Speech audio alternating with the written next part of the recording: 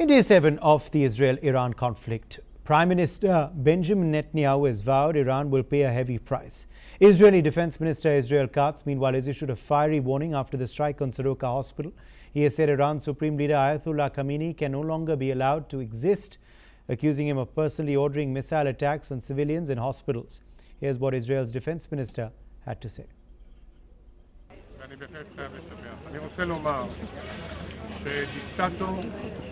כמו חמינאי, שעומד בראש מדינה כמו איראן, וחרת על דגלו את השמדת מדינת ישראל, את המטרה הנוראית הזאת של השמדת ישראל, הוא לא יכול...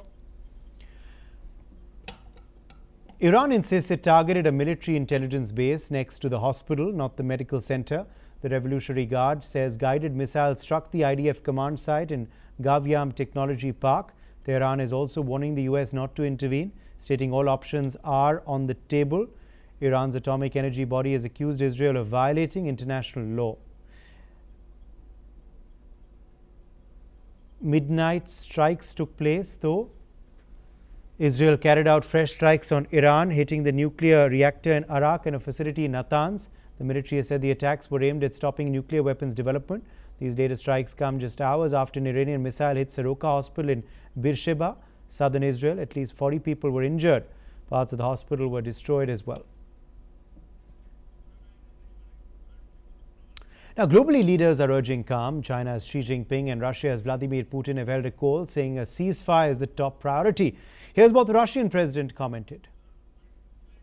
С помощью США или без помощи США. Просто убиваете Khamenei.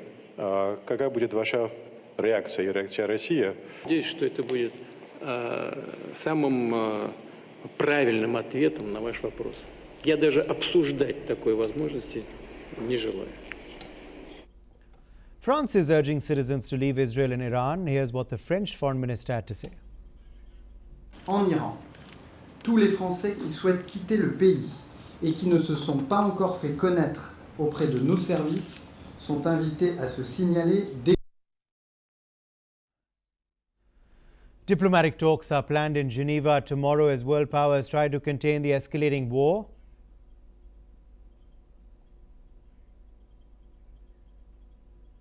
En Iran, tous les Français qui souhaitent quitter le pays et qui ne se sont pas encore fait connaître auprès de nos services sont invités à se signaler dès que possible à notre ambassade.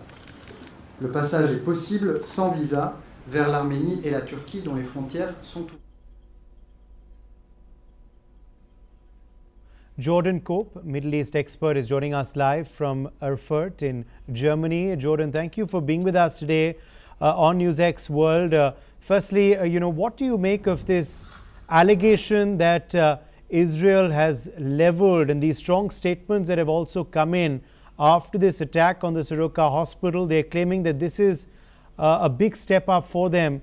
And, Israel Katz going ahead and saying that Khamenei has no right to exist anymore. First and foremost, it's important to understand that Defense Minister Katz is still responsible to Netanyahu at the end of the day when it comes to a lot of military decisions.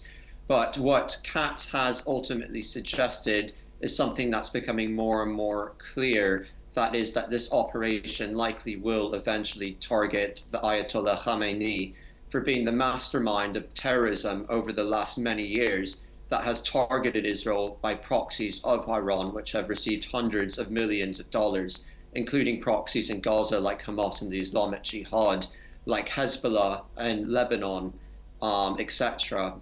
And so it seems increasingly concerning now that the Israeli death toll is up to 24. Iran has exercised absolutely zero regard for civilian lives in Israel, targeting residential areas, targeting areas next to embassies, and now hitting a hospital in Beersheba.